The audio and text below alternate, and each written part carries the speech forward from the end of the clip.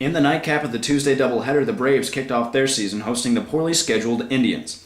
The main source of the offense in the game came in the first inning as the Braves managed to work starter Brian Kelly for 2 walks. Then James Big Baby Strang roped his first pitch of the season down the line and into the trees and right for a 3-run blast. Other than that, Brian Kelly proved to be dominant as he shook off that mistake pitch and shut down the Braves for the remainder of the game. In the third inning, Kelly gives up a single to Big Baby, then walks Giordano, who makes his return back to the game after last season's devastating elbow injury. With 2 on and 2 out, Kelly gets George Stegman to bounce to Ricky Rafferty for the fielder's choice. On the opposing side, Chris Hess showed he was more than capable of picking up yet another Cy Young. He got 9 Ks through 3 1/3 before Joe Cusano steps to the plate, and he can thank his lucky stars as he launches the 2-2 into orbit. 3-1 Braves, and with it, not only did Hess lose his no-no, but he allows the first visiting team run of the 2009 season. In the bottom of the 6th, Hess gets Brian Kelly and Joe Cusano to whiff before walking Josh Panizek. With a tying run at the plate, Hess did not succumb to pressure as he gets Alex Kelly to fan on his newly minted screwball. Final score, Braves 3, Indians 1. It was a rough loss for the Tribe as they sink to 0-2, despite giving up only 4 runs on the season so far. Meanwhile, Chris Hess was nasty on the day, going 6 shutout innings, giving up 2 hits and striking out the big 1-6. Also, Big Baby Strang came out of nowhere to fuel the Braves for his 3-for-4 day. After the game, we caught up with him and asked him about his thoughts. All right, James Strang, Braves first baseman and big hitter today, went 3 for 4. If you could attribute today's success at the plate, what would you say helped you out? I would say it was definitely my off season. I decided I wanted to switch to a lighter beer. I went from Labatt to Labatt Light, so I contribute that to some weight loss and some quick bat speed, to be honest with you. Very nice, very nice. What about the bat? The bat itself? The soul pole? Nick Giordano had the soul pole. Never saw it before, and I was just like, let me try it out. It definitely has some soul. Oh, so you think you're going to keep using it this season? Oh, hell yeah. That and stick to my light beer diet, and I think everything will be good this year. Yeah. So you predicting a good season overall? Yeah, I'm definitely predicting postseason, and I'm predicting championship this year. 2 very tough games, and the Indians dropped to 0-2 after week 1. In the very difficult Hess East, this is going to be quite a hole for the Indians to come out of. An interesting situation for them. They have a very strong pitching rotation, but a weak offense. How do you think this is going to do for them for the rest of the season?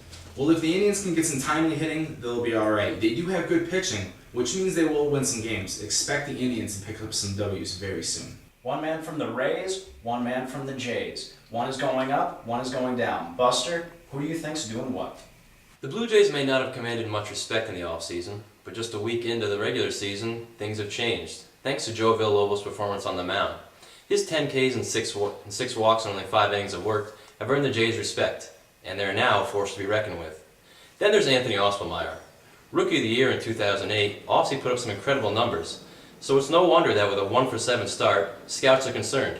If he doesn't pick it up, he and the Rays could be in for a long year. Wednesday night, 5:30, Hessfield, Nationals, Red Sox. Tad O'Neill, unexpected early return after Potato-Gate, mixing in strikeouts and walks. Here he gets the K, then the walk. 15 strikeouts, 12 walks, 1 hit, 1 earned run. What you gonna do, brother, when Andy Hogan lobs one up to you? Fuchs grounds out to first, and the fist pump.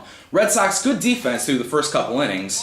Unfortunately, Hogan doesn't know best. Walks a few here, and then Greg Fuchs, high fly to left field. Little Hogan drops the ball on this one, pun intended.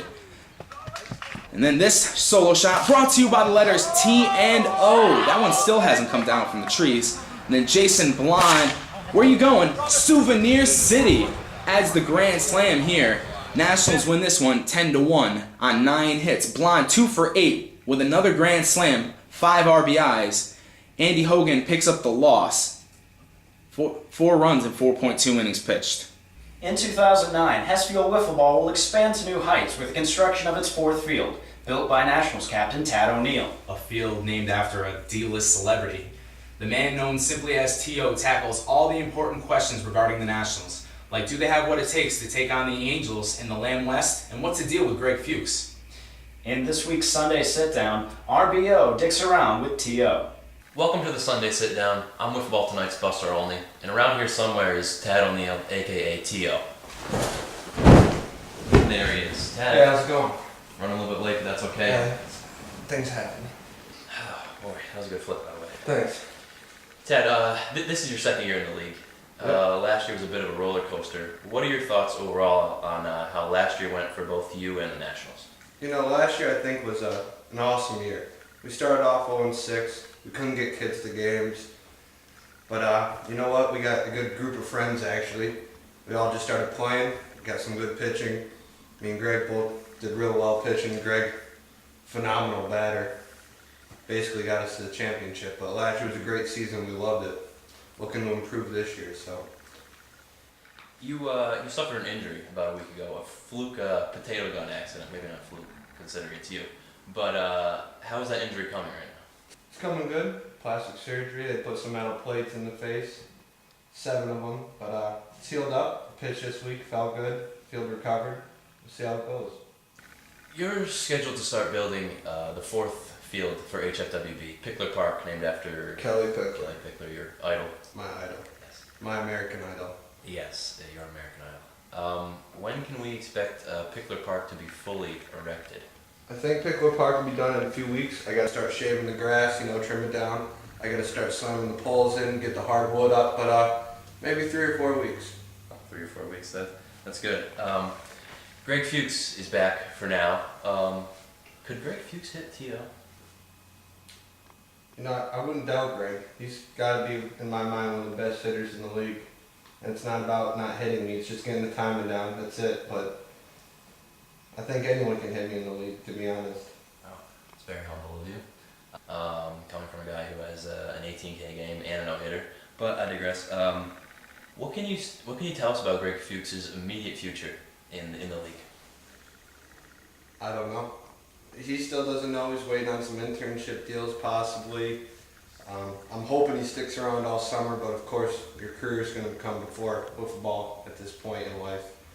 Until next year when we're on pro TV and actually on ESPN. Right. But it's hard to tell right now. No one knows. Right. The Nats' offense this year so far: 25 runs scored, batting over 400 as a team.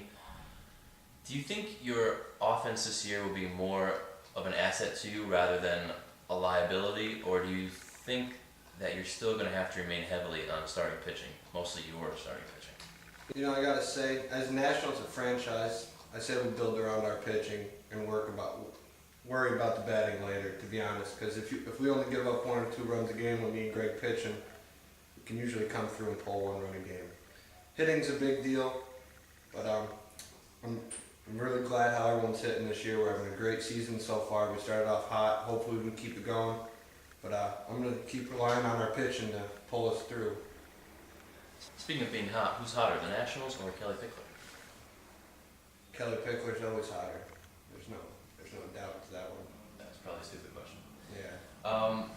The Lamb West is the division you're in, ranked among the top 5 in the country, I believe, top 5 toughest. Do you think that the Nationals can overtake the Angels and win that division? I'm not I gotta say yes, I think we can. I think I'm a very hard pitcher to beat in a best-of-3 game series. I think even Greg would be a very good hard pitcher to beat in a best-of-3, but the Angels got Josh Longo, even though I got nothing to say Josh.